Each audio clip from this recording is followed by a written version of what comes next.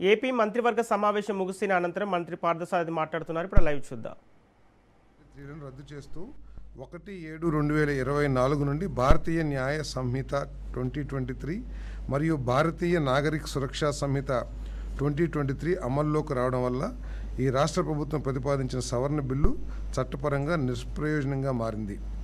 ఈ బిల్లు ద్వారా సాధించాలనుకున్న లక్ష్యాలు అంటే ఈ దిశ బిల్లు ఏదైతే ఉందో ఆ బిల్లు ద్వారా సాధించాలనుకున్న లక్ష్యాలు కొత్త కేంద్ర చట్టాల పరిధిలోనే గణనీయంగా పరిష్కరించబడ్డాయని న్యాయశాఖ మరియు డైరెక్టర్ జనరల్ ఆఫ్ పోలీస్ అభిప్రాయపడ్డారు.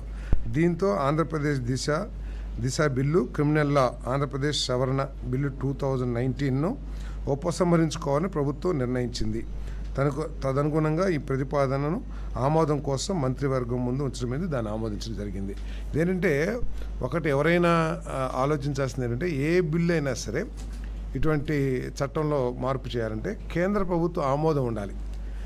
కానీ పోయిన ప్రభుత్వం ప్రజల్ని మభ్యపెట్టడానికి కానివ్వండి, లేకపోతే వాళ్ళ ప్రచార ఆర్భాటానికి కానివ్వండి, దిశ బిల్లు కేంద్ర ప్రభుత్వం నుంచి ఆమోదం పొందకుండానే దిశ పోలీస్ స్టేషన్లని, దిశ వాహనాలని చెప్పేసి రకరకాల ఇన్వెస్ట్మెంట్ చేయటం. ఇప్పుడు ఏమైంది, ఏదైతే కేంద్ర ప్రభుత్వం చట్టాలని బిఎన్ఎస్ ఏదైతే తీసుకొచ్చిందో దాని మూలంగా రాష్ట్రం కొత్త చట్టం చేయాల్సిన అవసరం రాకుండా పోయింది. దిశలో ఏదైతే పొందుపరిచారో అవన్నీ కూడా బిఎన్ఎస్లో పొందుపరచబడ్డాయి. కాబట్టి కేంద్ర ప్రభుత్వం ఉపసంహరించుకోమని సూచన చేసింది.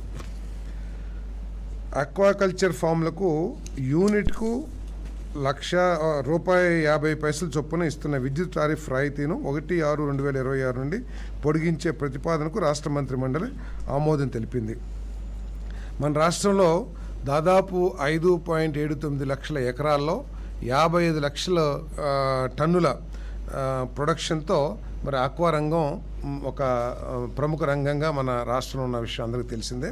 మరి ఈ చెరువుల్లో 5.39 లక్షల చెరువుల్లో 85% వరకు రిజిస్ట్రేషన్ కూడా చేసుకున్నారు. వారందరికీ కూడా ఈ సబ్సిడీ వర్తిస్తుంది. అవి అక్వా జోన్లో ఉన్నాయండి, అక్వా జోన్ బయట ఉన్నా కూడా ఈ సబ్సిడీ వర్తిస్తుంది. ఈ సబ్సిడీ మొత్తం సుమారు 1,150 కోట్ల రూపాయలు విలువైన సబ్సిడీ ఈ రైతులకు అందించబడుతుందని చెప్పేసి మనం చేస్తాను. మరి గత ప్రభుత్వంలో ఇది కేవలం 2022-23లో 404.97 కోట్లు మాత్రమే గత ప్రభుత్వంలో ఈ అక్వా రైతులకి సబ్సిడీ కింద, విద్యుత్ సబ్సిడీ కింద ఇవ్వడం జరిగింది. అది ఇప్పుడు 1,150 కోట్లు ఇవ్వడం జరుగుతుందని చెప్పేసి మనం చేస్తాను. అదేవిధంగా ఈ అక్వా రైతుల సమస్యల్ని, అదేవిధంగా ఫీడ్ మ్యానుఫ్యాక్చర్స్ సమస్యల్ని పరిగణలో తీసుకుని వారితో చర్చించి కేంద్ర ప్రభుత్వ సహకారంతో ఆ సమస్య పరిష్కరించడానికి ప్రభుత్వం కృషి చేస్తుందని చెప్పేసి కూడా తెలియజేస్తాను.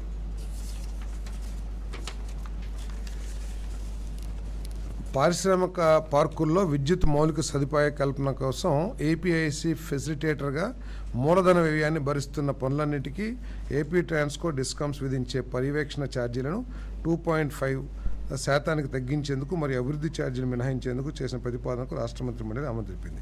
అంటే ఎవరైనా సరే డెవలప్ ఇన్ఫ్రాస్ట్రక్చర్ క్రియేట్ చేసుకోవాలనుకుంటే లైన్స్ వేయటం కానివ్వండి, సబ్స్టేషన్ ఏర్పాటు చేసుకోవాలంటే ఆ వెసులుబాటు ఉంటుంది. సపోజ్ ఎవరైనా ఒక ప్రైవేట్ ఇండస్ట్రీ కట్టుకోవాలన్నా కానీ సూపర్విజన్ మాత్రం ట్రాన్స్కో డిస్కామ్ పరిధిలోనే సూపర్విజన్లోనే ఆ నిర్మాణాలు చేయాలి. ఆ సూపర్విజన్ చేసినందుకు కొంత సూపర్విజన్ ఛార్జెస్ కలెక్ట్ చేయబడుతుంది. దాన్ని 2.5% తగ్గించమని ఏదైతే ఏపీఎస్సీ కోరిందో ఆ ప్రతిపాదనని మంత్రిమండలి ఆమోదించడం జరిగిందని చెప్పేసి తెలియజేస్తాను. కండలేరు రిజర్వాయర్ నుండి CCTలోని పారిశ్రామిక క్లస్టర్ నీటి సరఫరా కోసం DI నీటి పైప్ లైన్ నిర్మాణానికి తిరుపతి జిల్లా రిజర్వ్ ఫారెస్ట్లో 1.76 హెక్టార్ల అటవీ భూమిని వినియోగించుకుంటూ జరిగింది. దాని బదులు SPSR నెల్లూరు రాపూర్ మండలం పంగిలి గ్రామంలో 8.7 ఎకరాలని ఏపీఐసి ద్వారా మళ్ళీ దాన్ని ఏమంటారు కాంపన్సేటరీ ల్యాండ్ కింద ఇవ్వటం జరుగుతుంది.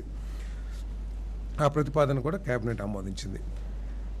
PM Kusum feeder levels solarization పథకం కింద వైఎస్ఆర్ కడప జిల్లా పూరుమామిళ్ళ, అదేవిధంగా వేముల గ్రామాల్లో 49.67 ఎకరాలు, వేముల్లో 51.37 ఎకరాల భూమి లీజుని లీజు ప్రాతిపదికన నెట్ క్యాప్కి ఇచ్చే ప్రతిపాదనకు మంత్రిమండలి ఆమోదం తెలిపింది. సత్యసాయి జిల్లా పుట్టపర్తి మండలం కప్పలబండ గ్రామంలో సత్యసాయి జిల్లా బత్తలపల్లి మండలం ఏదుల ముస్తూరు గ్రామంలో అది కాదు సారీ పుట్టపర్తి మండలం కప్పలబండ గ్రామంలో, అన్నమయ్య జిల్లా మదనపల్లి మండలం వలసపల్లి గ్రామంలో